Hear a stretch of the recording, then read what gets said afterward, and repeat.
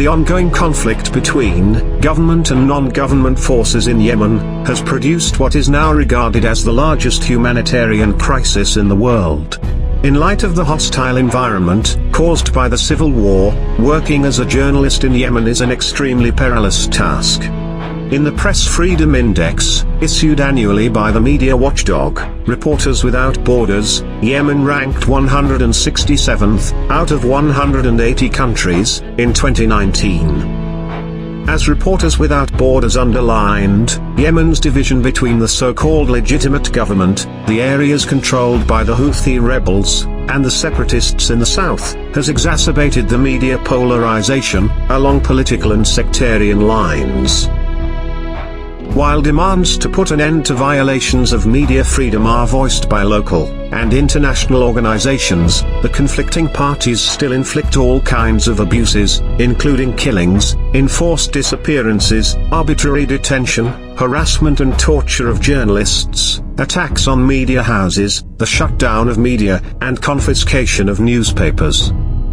According to the report published in September 2020, by SAM Organization for Rights and Liberties, between 2015 and 2019 the total violations that affected media and press freedoms amounted to nearly 1,300. Tawfiq Al-Hamid, president of SAM Organization for Rights and Liberties, talks to GHRTV about the press freedom violations in Yemen. The period between 2015 and 2016 was the worst, actually, period for the journalists in Yemen. There is actually a very dangerous overview for the journalists in Yemen. So the third parties who are fighting against each other, they are considering the journalists like a war tools. It's the only reasons mentioned in the court that they are supporting the Gulf Treaty, which is led by Saudi Arabia and Emirates.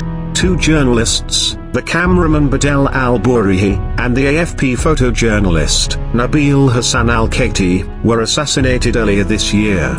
On the 11th of April 2020, the international community, as well as local human rights organizations, were outraged by the sentence to death of 4 journalists, carried out by the Houthi-run Specialized Criminal Court, SCC. The sentence came after grossly unfair trials, and 4 years of arbitrary detention during which the journalists were denied access to medical care, and their attorney, as well as family visits. Yemen journalists highlighted that while harassment, arrests and torture were already forcing them to self-censor, now the looming executions are driving people out of the profession. After the sentence, more than 150 human rights and press freedom groups appealed to the UN mechanisms to help overturn the death penalty for the 4 Yemeni journalists, and to ensure the safety and physical integrity of journalists. The International Federation for Journalists, IFJ, wrote a letter to the UN Secretary-General, Antonio Guterres, demanding the release of the 4 journalists sentenced to death, and called for the release of the 20 journalists that are currently in jail in the country. Osama Al-Faqih, the director of media of Mortana for Human Rights, talks to HRTV about the violations against journalists in Yemen. Since the Houthis took control of Sana'a and with the escalation of the armed conflict, we could only see one color of press, because the newspapers and media outlets that have different discourses in Sana'a in the area under the Houthis' control are either closed, or have been forced to move to other areas, or abroad. Regarding the journalists who are facing the death sentence, there have been several calls from international and local organizations, but they are still behind the bars. There are 3 things that are required to improve the situation of press freedom in Yemen.